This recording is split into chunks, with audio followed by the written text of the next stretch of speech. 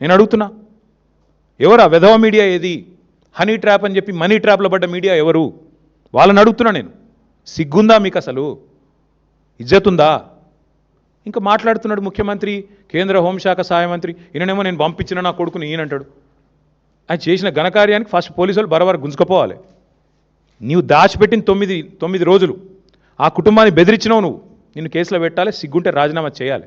ఇంకా మీదికెళ్ళి ఏదో చాలా ఇద్దరు శుద్ధపూసల్లాగా, సత్యసంధుల్లాగా, సత్య హరిశ్చంద్రుడు కజిన్ బ్రదర్స్ లాగా ఏదో యాక్టింగ్లు, మళ్ళీ మీదికెళ్ళి దానికి ప్రమోషన్లు. ఏం మాట్లాడుతున్నారు అసలు? ఒక రాష్ట్ర ముఖ్యమంత్రి, మీరు హోంమంత్రి, ఏం మాట్లాడుతున్నావు నువ్వు అసలు? ఏం చేసేది ఉండే? చాలా సెన్సిటివ్గా హ్యాండిల్ చేసినావు. ఏంది సెన్సిటివ్గా హ్యాండిల్ చేసేది? ఎవడైతే పాక్సో నిందితుడు లోపల వేయాలి. మిగతా వాళ్ళకి ఇదే ట్రీట్మెంట్ ఉందా? 25 ఏళ్ళ జైలు శిక్ష పడుతుంది మిగతా పాక్సో క్రిమినల్స్ అందరికీ. 31 ఏళ్ళ జైలు శిక్ష పడ్డది ఒక ఆయనకి. మరి ఇవాళ ఇక్కడ ఒక్క దగ్గరనే స్పెషల్ ట్రీట్మెంట్ ఎందుకు భయపడుతున్నావు? మోడీ చెప్పిండా చెవులేమన్నా?